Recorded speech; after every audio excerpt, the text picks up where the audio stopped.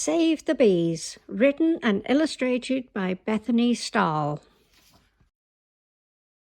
On a warm sunny day in the yard outside Matteo's apartment, a small buzz sounded from the center of a flower.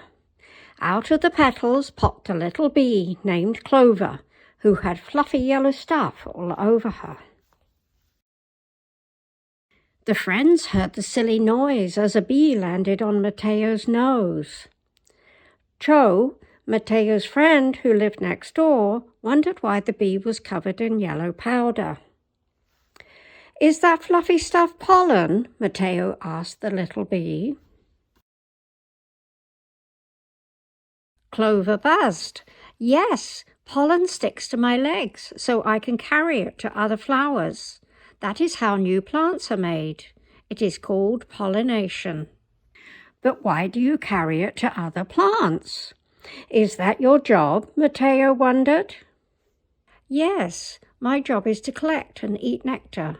Flowers make nectar, which is delicious, sugary food. Then bees like me keep the nectar in our honey stomach," Clover buzzed.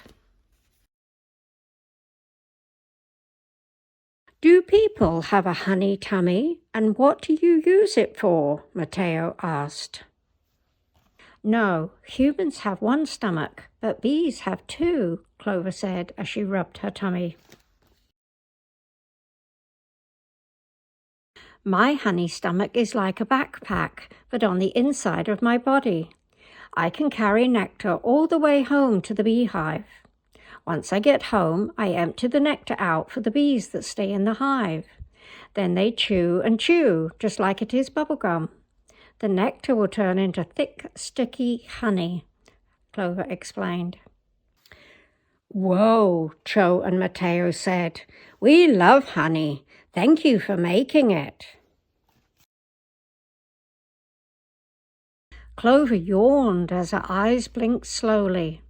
"I love it too, but it is getting harder to travel to and from my home. The more buildings, roads, and parking lots people build, the less space there is for flowers to grow. Without flowers, there is no nectar or pollen for me to carry. So bees like me are traveling further from home, and sometimes we travel so far we forget how to get back." Matteo carried Clover to a nearby flower to take a nap. While she slept, Cho and Matteo brainstormed a plan to help Clover. "We can plant more flowers," Cho squealed. "We can also build a bee hotel so Clover can have a place to stay," Matteo added. The friends quietly rushed inside their apartments to ask their parents for help. "Bees love sunflowers, lavender, marigolds, and peonies," Cho's mum said as she left for the store to buy a few plants.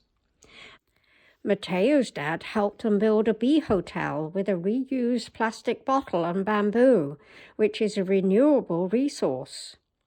Matteo carefully cut the top off the bottle as Cho placed bamboo inside for the bees to rest in. Clover woke up from her nap and flew over to her friends. "Surprise!" her friends shouted.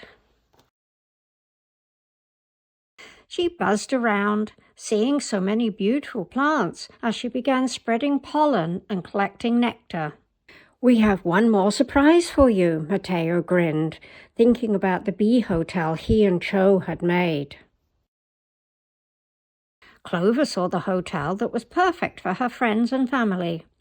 Bees could now take a break between their home and the flower field. "Thank you, thank you, thank you," Clover cheered. Matteo and Cho exclaimed, "Together we can all save the bees." How to make a bee-friendly garden. Do not try to touch bees. Clover is a special bee that Matteo and Cho can touch. Step 1. Find a reusable container that is coffee cup sized or bigger. You can even build your own shelter. Step 2. Cut pieces of bamboo that have an interior diameter of 1/8 to 1/2 an inch and are long enough to reach the back of your container. Step 3. Hang or mount the home to a wall, fence, or somewhere with a sturdy surface about 4 feet high. Face the shelter to the south. Enjoy helping to save the bees. The end.